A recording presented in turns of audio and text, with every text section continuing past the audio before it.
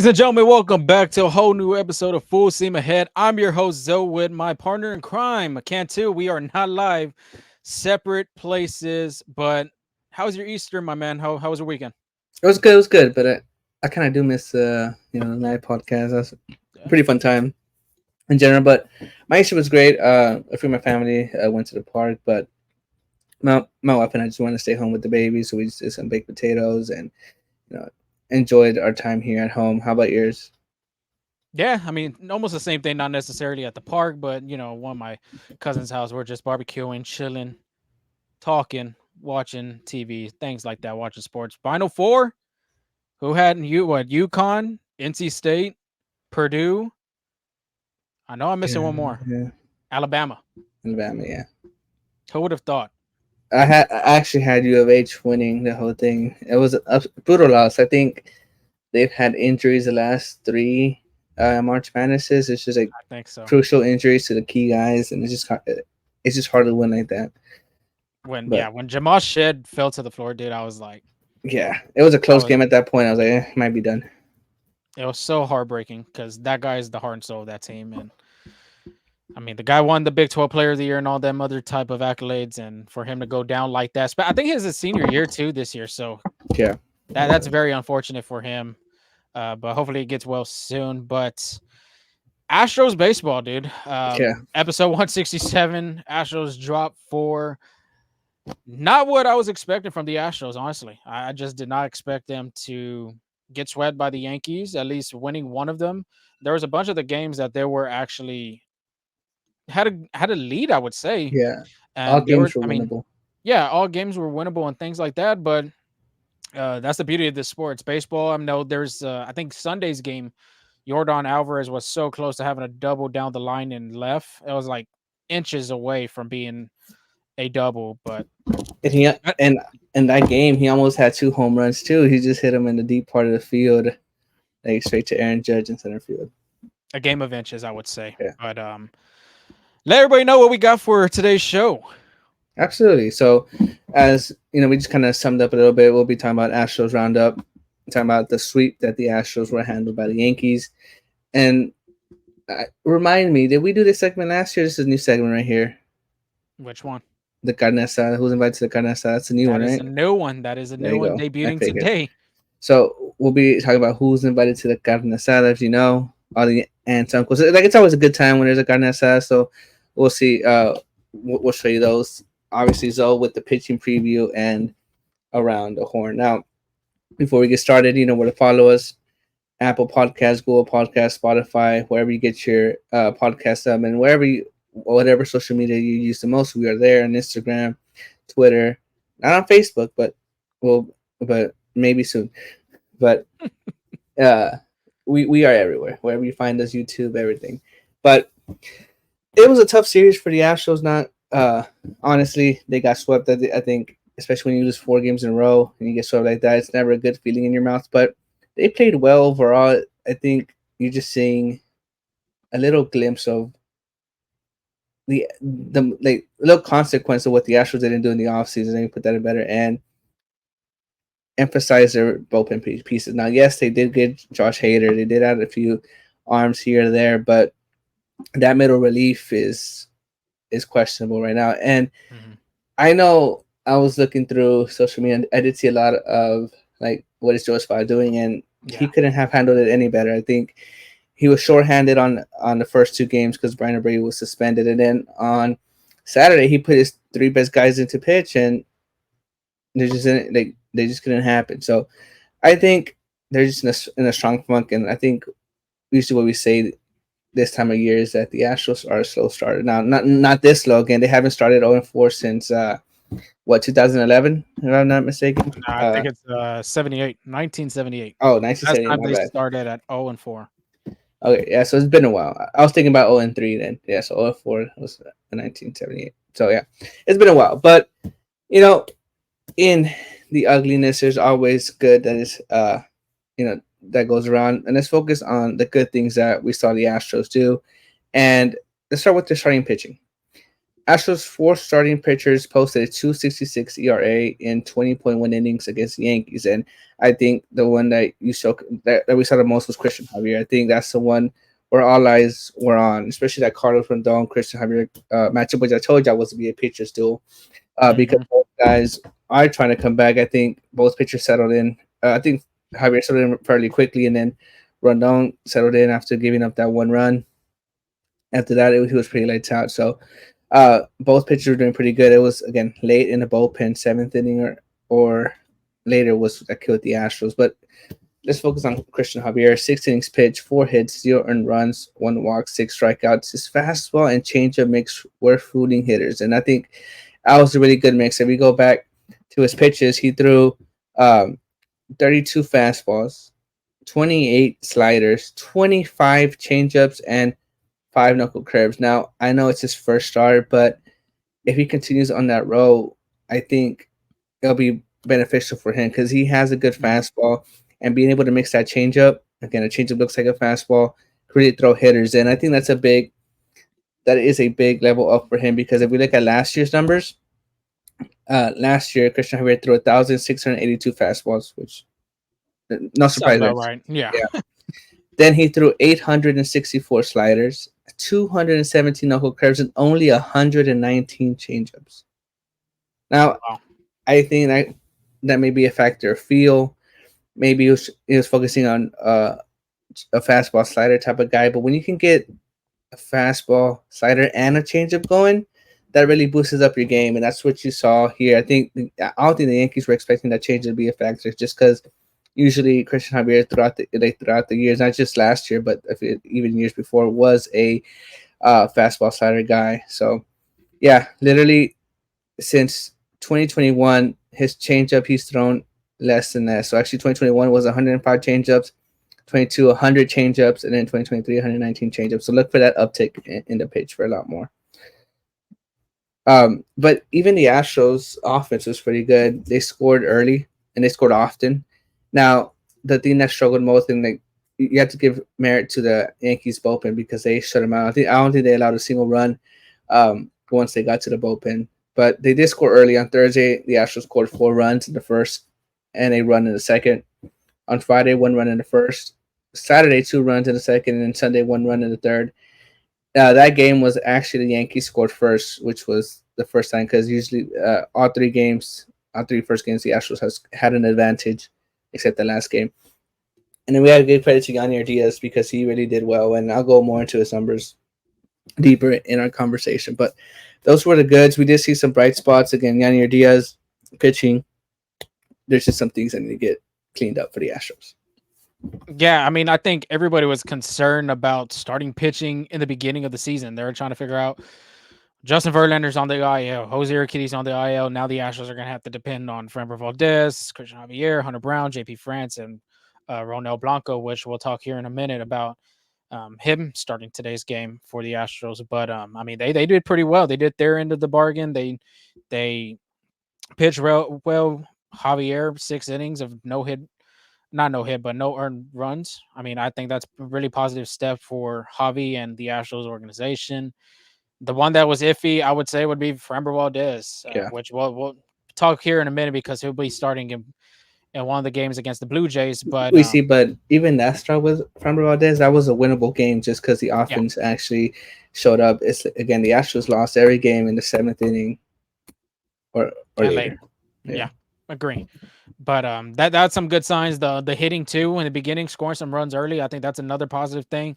They need to get kind of better at is trying to continue scoring throughout the whole game. I mean, yeah, you just can't score that 1 run or 2 runs or even the 5 runs in the first and second innings, and next thing you know, just cold bats throughout the whole game. So try to figure that out. And then Yainer Diaz, I think that's the biggest factor for Astros fans trying to see how he's going to contribute with his hitting since last year he was on the bench. And I mean, shoot, for being a bench player last year, 25 home runs, yeah. 60 Something amazing. RBIs.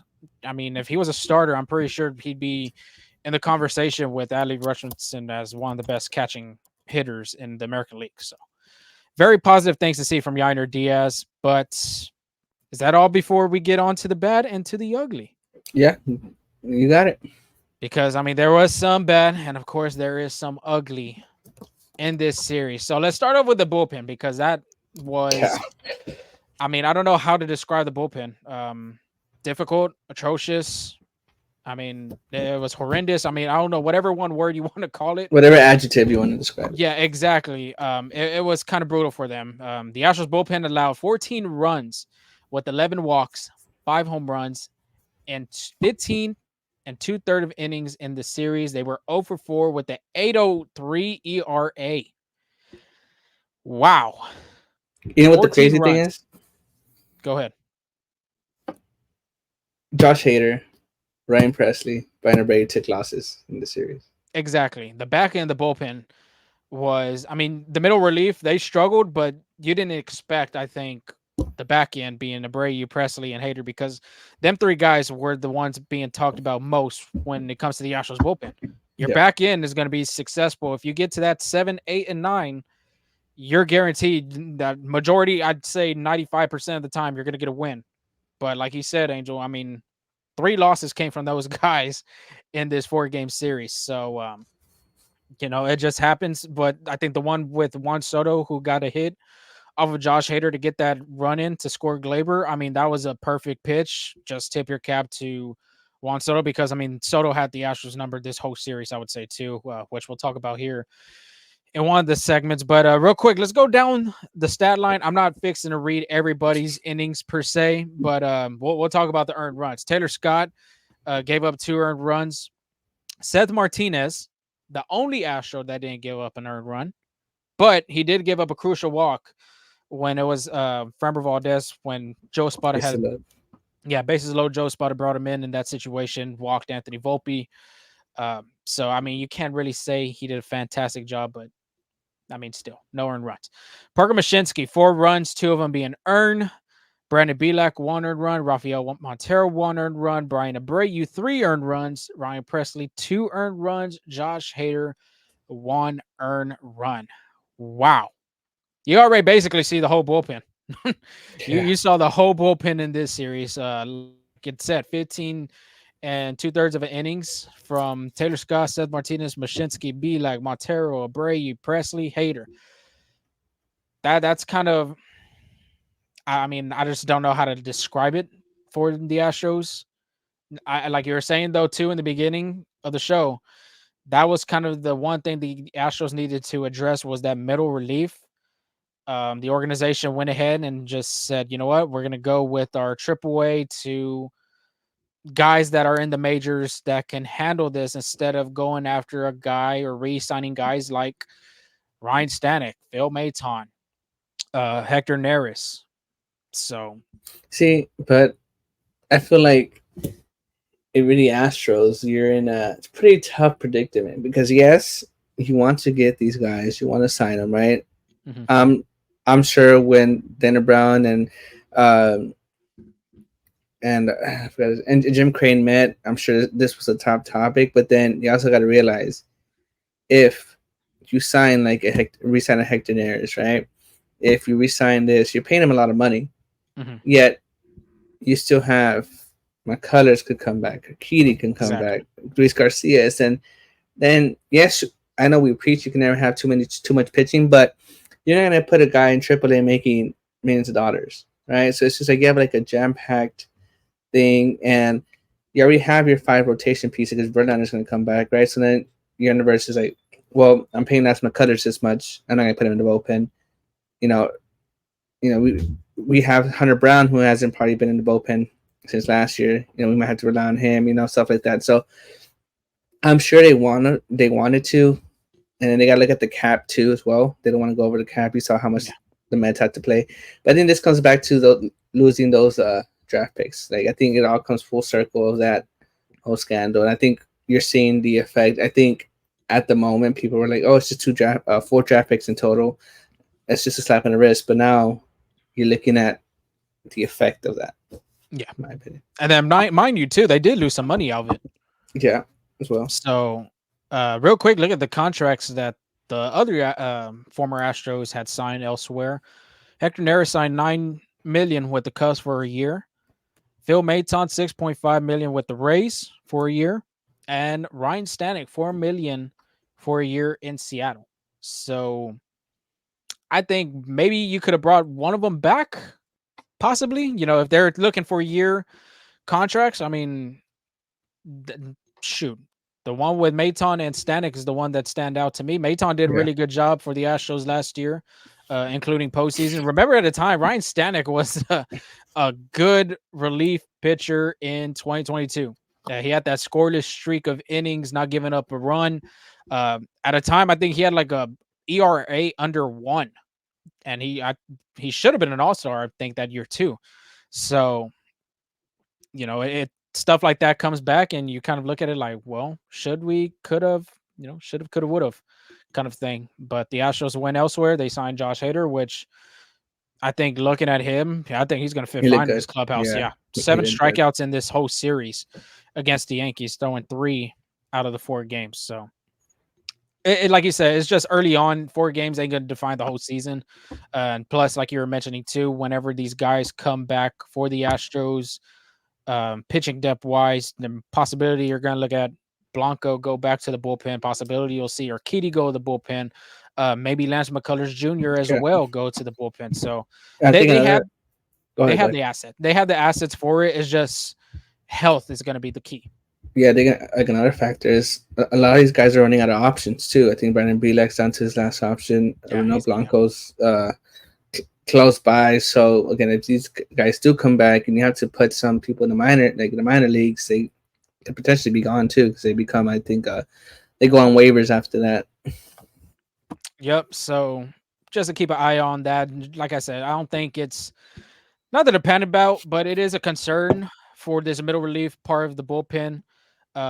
Just have to see what happens for the Astros and go from there. But let's move on to phase 2 of the bad, and that is Astros with runners in scoring position.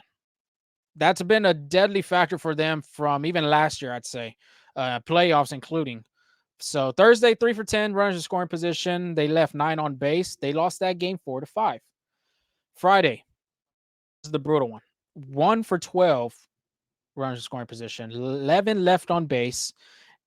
Lost 7-1 against the Yankees.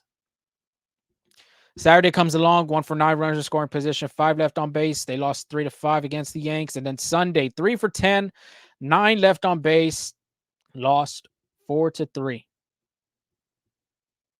The Astros were just missing that big hit, I'd say, in all those games. Friday, 1 for 12. That's not a great number. 3 for 10 is not bad, but I think it's just getting that big hit. I feel like there were some times that, like, for example, Altuve getting robbed of that Oh, possibly my like that birdie. possible Yeah. double, yeah, by John Birdie on the third base line. That's a great defensive play on his end. Same thing as Juan Soto, who hit the ball to right field. I do not remember When they in Thursday's game when Mauricio Dubon was coming oh, out at Kyle home. Tucker. Okay, so yeah, Kyle Tucker too. That right there, just you just gotta tip your cap there. I mean, they put a good play on it, did what You they did, but yeah, you know what the crazy thing is that John Birdie was not even supposed to be playing that game. yeah. It was to be Oswaldo Cabrera there, which again plays pretty good defense, but a little younger could have been a different result. But um, who was? Oh, Volpe had I think Volpe some was sick. stomach issues. Yeah, with some Yeah. stomach or sick with some issues, right? So I think looking back at this series, I think the Astros just played into a very unfortunate series for them. I think again all games were winnable.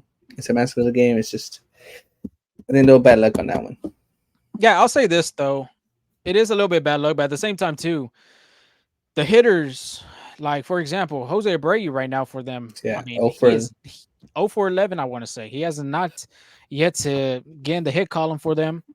Alvarez is batting a 188, but he is putting the ball in play. Kyle Tucker as well. Kyle Bregman's Tucker barely had it. Yeah, sorry. he barely had a good game, I think, for them the Sunday. last game. But Yainer Diaz has been the guy. Jerry Pena's looked good at the plate for them. Chas McCormick and a buck 80. So I mean, it's like I said, 4 games into the season. I don't think it's going to define the whole Astro season. It's just that you would think runners in scoring position, they kind of get better at it. they were aggressive on the base path, and you can give them that as well. Yeah. But the stuff like that, you just wish you could get the big hit, but the Astros just didn't get that big hit like the Yankees did. I do have one question for you. I know Jake Myers hit a home run in that first game of series, and he looked good, and then he was pitch hit for, right? But Mauricio Dubon, I think he's a little repeat of last year. Like when he gets his opportunities, he's able to produce. Do you think if Jake Myers is struggling at the plate, do you think you'll see a little bit more Mauricio Dubon in the outfield? Like he's shown he can cover some ground. I don't know if you saw that catch near he can cover some pretty good range. Mm-hmm. What do you think about that? I feel like whoever has the hot hand needs to be played. Nothing against the other player. Nothing against Jake Myers either, too, because that was the biggest thing going into the spring training was his confidence. If he can have good confidence and, have it at a high level, then sky's the limit for him. Yeah. The situation with John Singleton pitch hitting, I just didn't understand that. I didn't like that move. Yeah, I didn't like that move for Joe Spada to do for the Astros, but hey, he's the manager for a reason. He probably saw a better understanding, better outcome and analytics and stuff like that. But to answer your question right there, I'd say, I think you got to put the best players to put you in the best position to win. And if Mauricio Dubon's going to continue hitting, by all means, let him stay in the lineup, and whenever he needs a day off, give him a day off. Perfect. But last but not least, on the bad, poor defense. There were some miscues, there were some throwing errors, a lot of things that the Astros can kind of take away. That spring training kind of was emphasis with base running was defense as well. But going back to that game that they lost 7-1 on Friday, Jerry Pena tried to underhand the ball to Jose Altuve at second base to get a double play going, but it looked like the ball was trapped, maybe had some spin on it in his glove, and the ball went another direction, went, all the way to the outfield and right. So that was one error. Parker Mashinsky, the other one, which I was shocked that he just didn't throw the ball. I mean, pitchers, position players, pitchers are athletes, all them type of things. They are athletes, but if you're not going to throw the ball, I mean, are you an athlete at that point? So, lobbing the ball to first base for Jose Altuve, and then it wasn't even near Altuve's glove. Got to remember, that guy's 5'7". So it was not even in reach for Altuve to catch. And then all hell breaks loose that Friday game. And then Jose Abreu at first base. It looked like he was in a between hop in one of those. I don't know who hit the ball. I think it had to be Anthony Rizzo. But he looked like he was trying to go and just get in a one hop, or he was going to stay back. And he kind of like last split decision, just went ahead and tried to scoop it, and obviously went off his glove. And then another play that he couldn't scoop Jerry Pena's throw from deep and short. Like it was between the 5 and 6 hole over there. He tried pulling a Derek Jeter out there, and Abreu couldn't scoop it. So a little bit of woes in the defense so far in the beginning of the season, but I just don't see it as a problem. I say that not Jeremy Pena, but Joe Espada has a great job with the defense from the previous years. Remember, this team did win a Platinum Glove team award. I would say it was either platinum or gold. Now Omar Lopez is working with Joe Espada doing the same things. They've been doing this for years. So, and then this, to top it all too, this team has Gold Glove players. I mean, Jose Altuve has a Gold Glove. Jeremy Pena has a Gold Glove. Alex Bregman, I think, has a great chance of winning a Gold Glove this year. I think Jose Abreu may have won one as well. So the potential is there. Oh, he hasn't? The potential is there for those guys to do good. It's just, them early mishaps and the miscues in the beginning of the season. Like, it's going to happen. Just clean it up, I would say, for the remaining 158 games from here on out for the Astros. Absolutely. But last but not least on the ugly, since 20 minutes. Wow, we've been talking about this. 20 minutes on the ugly. Real quick, we'll just break it down. Juan Soto finished the series with 9 hits against the Astros. He has a batting average over 400. So I think the Astros are kind of glad to see him out of Houston. Of course, they remember the times in 2019 when he was with the Washington Nationals. I think you can add this guy to an Astro killer for them is Oswaldo Cabrera. 2 home runs, 6 RBIs in the series. He has a 400 batting average as well. This guy, nothing against him. He is a good player, a good utility guy that you would like to have on your team. But the dude offensively just beat the Astros, I'd say. Yeah, And that's without using Aaron Judge, Giancarlo Stanton. Um, I'd say Anthony Volpe looks good with his bat too. But it was kind of the Juan Soto Oswaldo show, I would say. and then I have to give credit to Cabrera too because he really put some good swings at pitchers pitches. Oh yeah, Christian Javier's slider that was supposed to go inside. He stayed a little out, but it was a ball. Like he literally just put his hands in and shot it down the right field. Shot down to right field. And so with that fastball too, the fastball was literally in the same spot as that slider. It was a ball. Moved his hands in. Home run number two. But yeah, it was. yeah. The But the I was gonna Brian say, Abreu one, the Brian Abreu one is the most interesting one because that yeah, slider was telling so in on him. He just put his hands short, sweet, pop, tie the yeah, game. So absolutely. yeah, like you said, credit to him. He did a fantastic job. And not giving a lot of credit to the Yankees, but the Yankees themselves too as a team. Yeah. They were down all those games, like you were saying. I think it was only one game that One they game had scored Sunday. first. Yeah. Credit to them. They just played good baseball. Bullpen was lights out for them. Starters were kind of struggling a little here and there, but they stayed in the game. They gave up some runs and they just stood ground and kind of settled in. So, credit to them. They just played better baseball than the Astros in this series. They're about to steal the. They're about to steal the Astros slogan for this year. Yeah. And then not just that, but these games are kind of crucial for playoff reasons. I don't know when they go to the Bronx if it's a 3-game or a 4-game series. Three. Okay, if it's a 3, I mean, there it is. The Yankees, if it came to seeding, who gets first and second seed, the Yankees would obviously have the first seed if the Astros and them had a tying record. So, yeah, just kind of those things that you just got to sweep under the ground and just move on to the next one. Astros are 0-4 for the first time since 1978, like we were talking about in the beginning of the show. And this is the biggest part I think a lot of people are wanting to talk about, or at least kind of like say a little, but not want to make it a big thing. The Astros in their last 33 games, including the postseason at home, dude, 7-26. Let me say that again. 7-26 in their last 33 games at Minute Maid Park. I don't know what's going on in the Astros heads. I don't know if it's the batter's eye, because if y'all seen, I think Chandler Rome had not, I think he had mentioned the article. I did not think he wrote the article, but the San Diego Padres are throwing away that bushy ivy shrub in center. And I don't know if they're just like moving into a green wall, but the Astros obviously have that H and that shrub, that ivy, whatever you want to call it, in center field. They even tried painting some green right there by the patio deck that they have in center. I mean, I don't know what's the Astros woes in, as far as offense wise.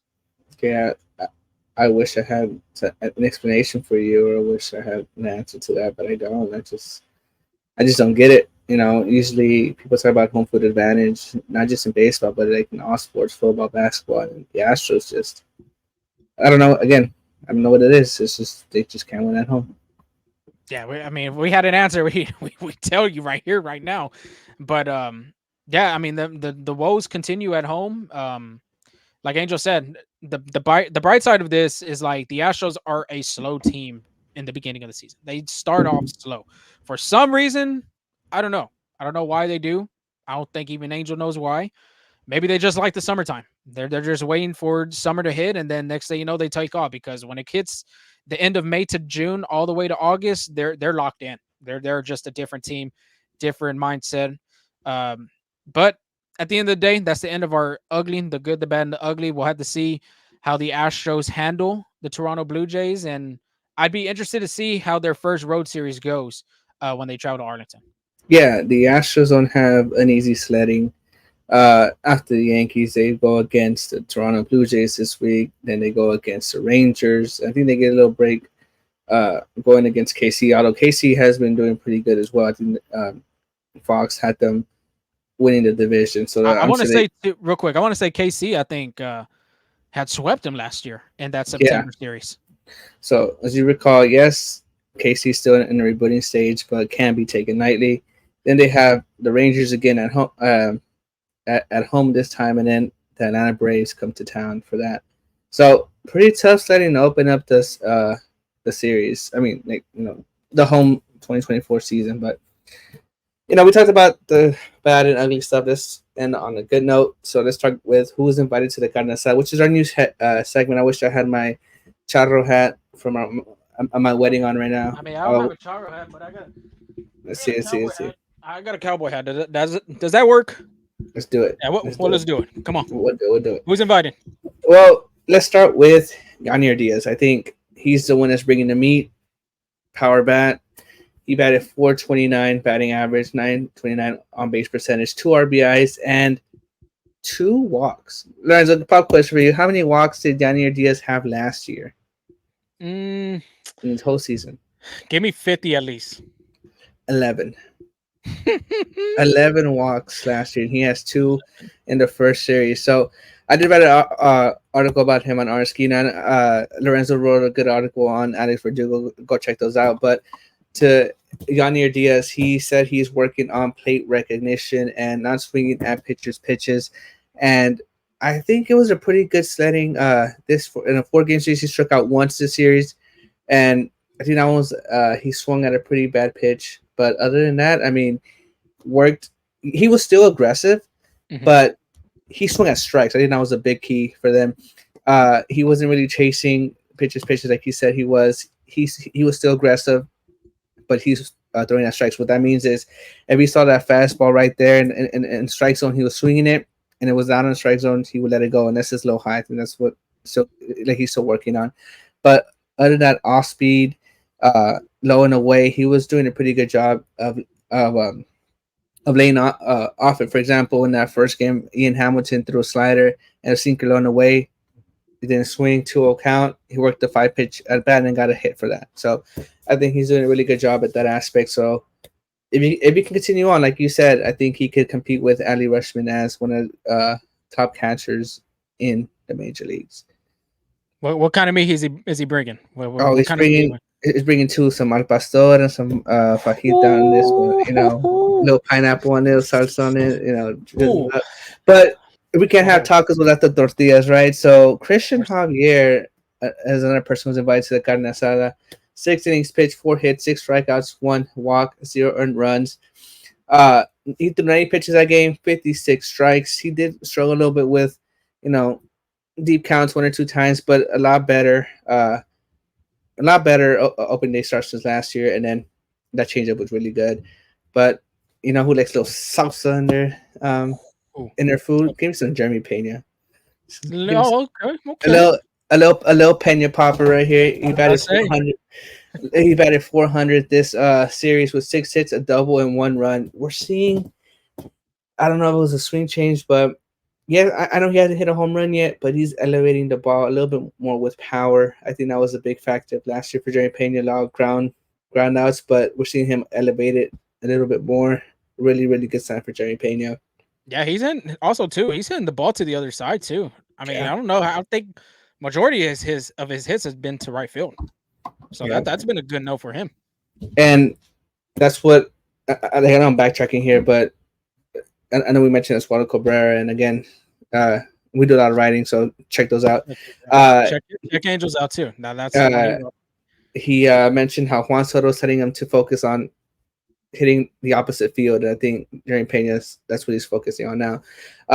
You can have tacos or kind of side without some sides. So this who's bringing the charro beans with some bacon and no soupy blend. Let's bring some Jose Altuve. Jose Altuve, 333 batting average, 980 OPS, 1 home run, 6 hits, 1 RBI, and 1 walk.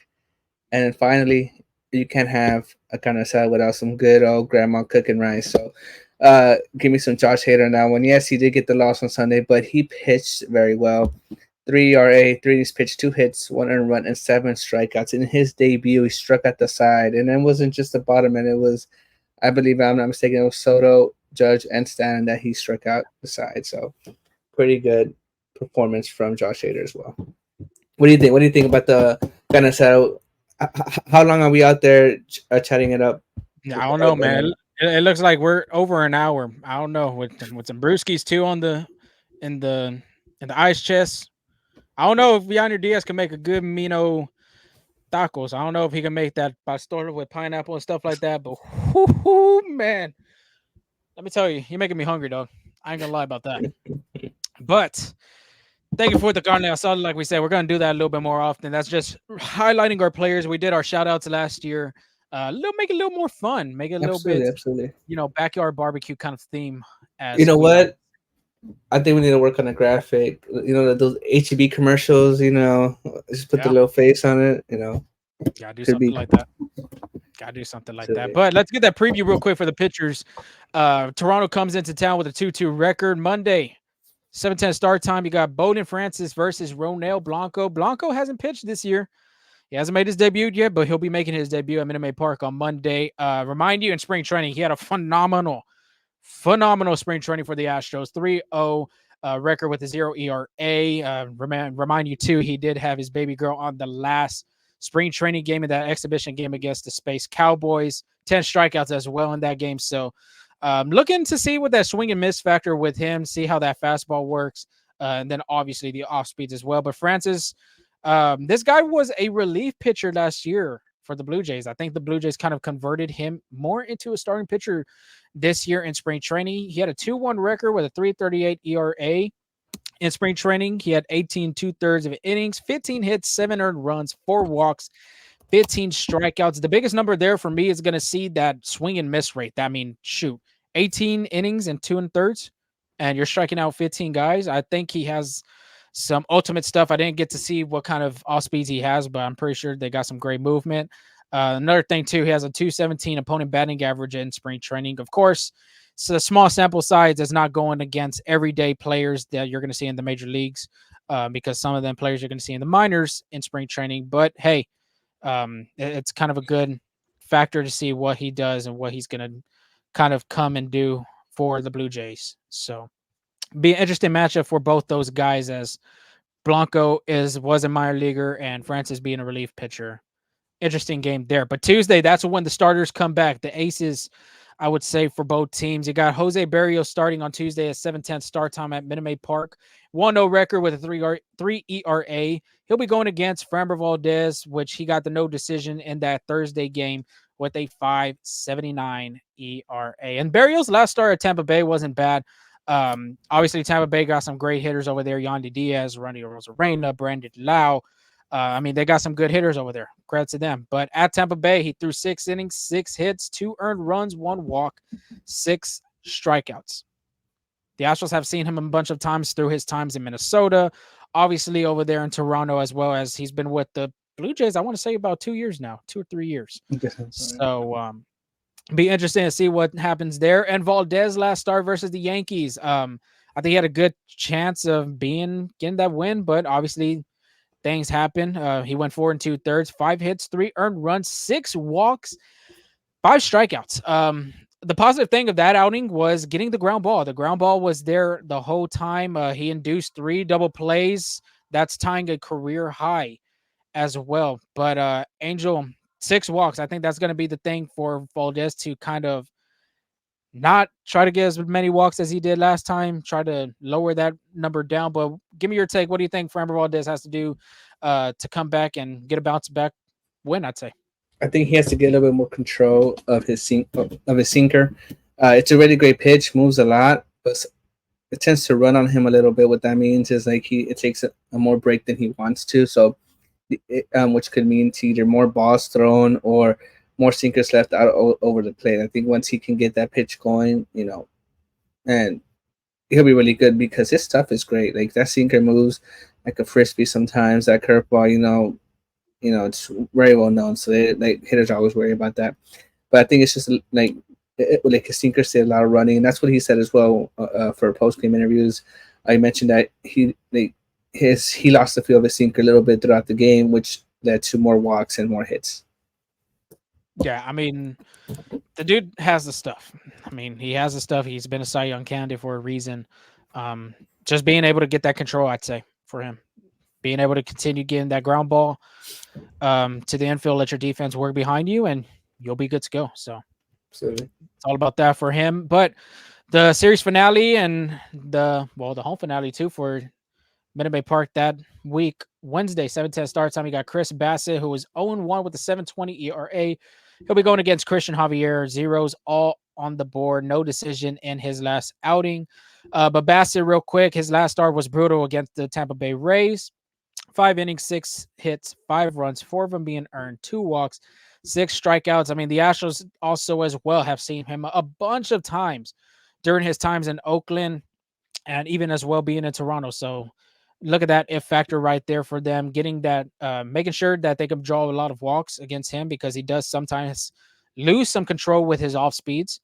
Being able to attack that fastball too early on, I think that's going to be the biggest impact for the Astros hitters to continue doing. And Christian Javier, I think we've mentioned his stat line throughout the whole show today, so we really don't have to go too much depth into that. I do want to break down though, 28 pitches, like Angel said, throwing the slider and 25 times throwing the changeup.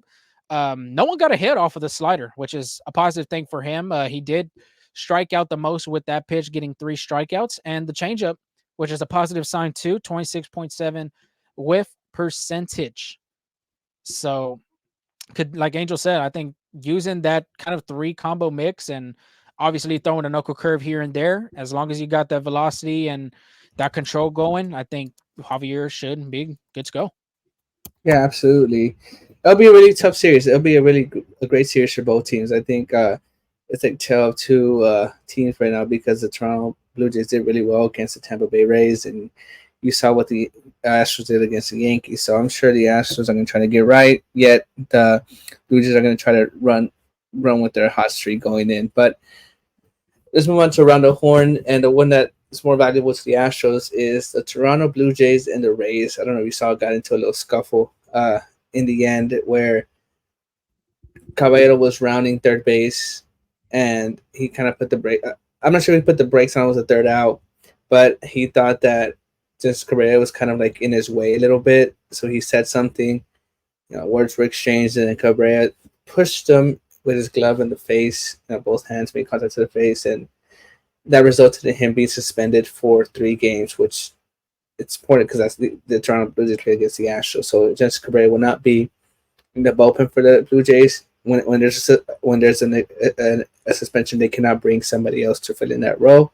So the Astros are going to be going against the Blue Jays with a short-handed bullpen. I don't know if you saw that fight, but to me, it didn't make no sense of why there was a scuffle. Like I didn't see anything that could initiate anything like that. It was just more of, I don't know, if it was a misunderstanding or he kind of took offense to the way he was positioned. But I didn't see too much there. Unless he said something, unless he had a cuss word thrown here and there. But yeah, throwing your glove and your hand in his face, I thought that was unacceptable. Yeah, I'm not sure. I don't think the manager suspended the game, but I think it's just Cabrera's. I think so too. But I think that I wanted to start with that one because it's again about the Astros, but I think the talk of the town would be the matchup between the Mets and the Milwaukee Brewers. Now they play in two different divisions, so they see each other quite often since they play in the National League, but not as much. But a guy who's familiar with the Mets is Rice Hoskins, and he was a star of this whole, this whole benches clearing thing that happened. Well, I believe it was the second game of the season because the Mets game got postponed, and then it was. I want to say it was actually the first game. Well, it was the first game, but it wasn't on Thursday. It was on Friday, right? That's what Oh, I okay, meant to yeah. say. Yeah, sorry, that's what I meant to say. It was on Friday, and Rice was at first. Lindor gets the ball, throws it to McNeil, and the way he slid, I don't know if you saw it, but his leg is kind of up. It was a late slide, kind of right on Jeff McNeil, trying to take him out. Now, I know back then you're taught, that's your job, take out the second baseman, so there's not a double play, but the way the MLB rules now, that's unacceptable. So it kind of went have at it, exchanged some words, and it was just back and forth between them. The bench is cleared out. And then I don't know if you saw Rice Hopkins kind of mimicking, kind of miming to Jeff McNeil, like the little crying thing. Like, what's your take on that? I mean, I don't know. I mean, If you do look at the replay, it looked like a late slide. I mean, it's still legal because he was going through the base. I think now you can't like because back then you just take him out. You wherever he's like placed at. Obviously, if the second baseman's catching the ball, he's going over the bag. You're taught to go on the inside part of the bag to take out that second baseman. Then he won't have a chance at throwing. But McNeil was at second. Reese was sliding to the bag, but I think McNeil's point on that was it was obviously late as hell. Hmm. So yeah, I understand McNeil's. I, I mean, I would have been furious too. I'm a middle infielder, and if somebody did that, I think I would have been upset as well. Because if you look at slow motion too, at the end of that replay, McNeil's foot got tangled up with Hoskins' foot, and his knee kind of buckled as well. So yeah, I mean, I think the game of baseball too is trying to like take away those type of meaningless plays, but yeah, I mean, you got to understand on McNeil's part, it's very frustrating. Of course, on Hoskins' end too as well. He got the laugh at the end. Yeah, Milwaukee, I think, swept the Mets. Uh, so it's crazy. Both Joe Espada and Carlos Mendoza, two Latino managers, have yet to win their first game as a manager. So it'll be interesting to see who'll be first on that one. Uh, does the name Nelson Cruz ring a bell to you, Lorenzo? Of course, Of his course, days in very. Texas and Seattle and Baltimore and Washington and San Diego and I think that's it. Yeah, he's been everywhere. He's been Dominican everywhere. Republic. That's it. Yeah, he, OUP. uh, he he's been everywhere. Really great player, long career. Well, he retired recently in the Pacific Northwest, which is to me was a little bizarre because Mhm. you would think Texas or a team like that, but uh, Mariners signed Nelson Cruz to a one-day contract, allowing him to retire as a Mariner. That was per Mark Feinstein, and like how I said it, that was kind of bizarre to me because when you think of Nelson Cruz, first thing you see is the Texas Rangers, in my opinion. So, Mhm. but what's your take on that? I agree. I thought he would have done it in the Rangers uniform. I think he spent majority of his career there. Um, I think they had more. I think he had more success over there than in Seattle. Absolutely. I'm gonna But see. I'm gonna look, see where he spent the most, but I think I already know the answer. I think that's Texas Rangers, but yeah, I and mean, because what they've been to the World Series twice in his years with him. I want to say. yeah. So he spent 8 years with the Rangers, 4 years with Seattle, three with Minnesota as well, and then the rest teams for 1 year Ah, I deals. forgot Minnesota. Minnesota.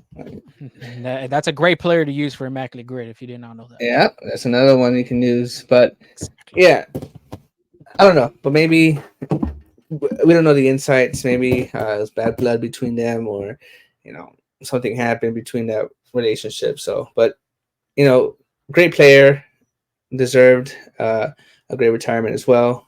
I'm sure he'll be in the game of baseball some way somehow, either in the Dominican Republic or in the MLB. But the last news before we let you go, and I'm sure it's a news Astros fans don't want to hear, but as you know, the part of this podcast is baseball first. So, uh, Rangers unveiled their 2023 World Series rings and banner. Now, those rings are pretty nice. I'm not gonna expect them. They look pretty nice. But on Thursday, the Rangers unveiled and hanged their 2023 World Series championship banner. It's a white banner with the championship in the logo in the middle, and then it had a little wrinkle in the end. I won't talk about that. But and then on Saturday, the Rangers had their ring ceremony, and I don't know. I guess they were destined to win because the way the inside of the ring looks has what the word road. I thought that was pretty neat, pretty impressive. Like the R stands for the Rays logo, the O for the Orioles, A for Astros, and D for Diamondbacks logo. They're all initialed there to symbolize that they were in the wild card team, right? And they had to go on the road at all these 3 4 parks to win the World Series. So I don't know, maybe they were destined to win because that is pretty neat. That was pretty smart. I like that part of the ring. It was pretty nice. Yeah, whoever had that idea, that person needs a promotion because that was pretty neat to do something like that. And then obviously it showed like they had the U.S. and it Matt, showed like where the U.S. map and basically had where city they traveled to, and shoot, they traveled literally everywhere yeah, through that whole map. starting from I don't have Seattle because that was the last last game of the series, and then Went from Seattle to Tampa to Baltimore to Houston and then to Arizona.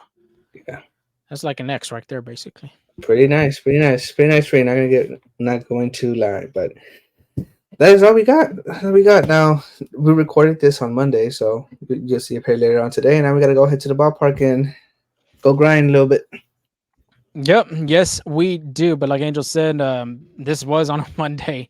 Obviously, we're with our families on Easter. Hopefully, everybody had a great Easter as well. We didn't even say that in the beginning. Wow. I feel like the B word for not, telling everybody. Hopefully, everybody had a good holiday weekend. But that is all for the show. We'll have the end of the series. Maybe we'll have our episode. Maybe we'll do a live episode on Wednesday night. Maybe. If not, just tune in for Thursday's episode as we have that, and then obviously we'll talk about that Rangers series. And the first time the Astros have gone to Arlington since Game 5 of Jose Altuve's crazy home run over there. But I think that should be an exciting series. ESPN, Apple TV is supposed to Yeah, Apple televise some of TV on those games Friday. too. So it should be a great atmosphere for the state of Texas. But until then, we'll talk to y'all later. Y'all have a safe week and just keep on the lookout. Peace.